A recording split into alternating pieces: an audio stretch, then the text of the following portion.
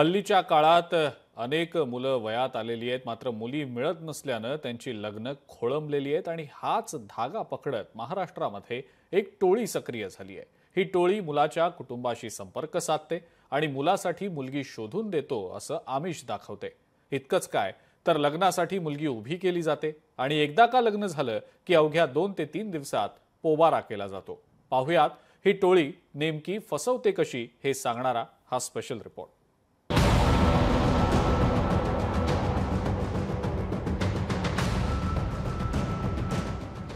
लग्न लावून फसवणाऱ्या टोळीचा पर्दाफाश।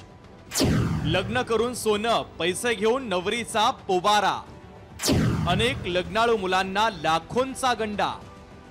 महाराष्ट्रामध्ये अनेक तरुण सध्या लग्नाच्या वयाचे झालेत, त्यातच मुलींची संख्या कमी असल्यानं अनेक तरुणांची लग्न खोळंबली आहे। मात्र बीड जिल्ह्यात अशाच तरुणांना लग्नाचा आमिष दाखवत गंडा घालणाऱ्या एका टोळीचा पर्दाफाश झाला आहे। या टोळीची मोडस ऑपरेंडी नेमकी कशी आहे तेही पाहूया।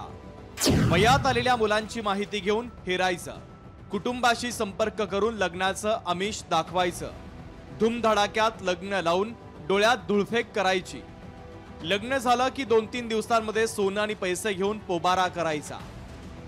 आष्टीच्या बाबतीत कंप्लेंट आमच्याकडे आले होते। आम्ही ते ट्रॅप लावला होता आणि तो जो टोळी आहे त्याला आम्ही त्याच्यामध्ये गुन्हा दाखल करून त्यांना अटक केलेली आहे। त्याचबरोबर वडवणीचा सुद्धा तेच विषय होता। तो ह्याच्या बाबतीत पोलिसांकडून एक आव्हान लोकांना हेच आहे की लग्न हे तुमच्या आयुष्यात एकच वेळी असते, तो त्यामुळे तुम्ही पूर्ण सूझबूझ करून पूर्ण खात्री करूनच तुम्ही त्याच्यामध्ये इन्व्हॉल्व व्हायला पाहिजे।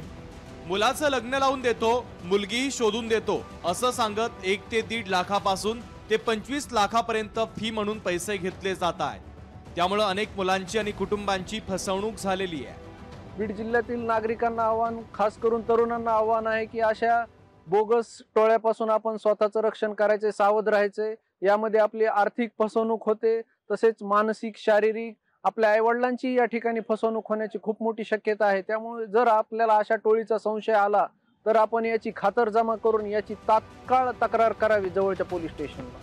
खरं तर आपल्या मुलाचे 2चे 4 हात करावेत आणि त्यानं संसार थाटावा असं प्रत्येक आई वडिलांना वाटत असतं। मात्र मुली मिळत नाहीत म्हणून अनेक तरुणांची लग्न खोळंबली आहे। हेच हेरून या टोळीनं अनेकांना लाखो रुपयांचा चुना लावलाय। त्यामुळे या टोळीला चांगलाच धडा शिकवायला हवा। आता प्रशासनाकडून आवाहन करण्यात येतंय की अशा फसवणाऱ्या टोळ्यापासून सावध राहा आणि येणाऱ्या काळात आपले लग्न सुरक्षित माणसाकडूनच आणि नातेवाईकांमध्येच करावेत असं आवाहन देखील पोलीस प्रशासनाने केलंय। हरिदास तावरे, लोकशाही मराठी, बीड। लोकशाही मराठी, ऐका, पहा, जागरूक रहा।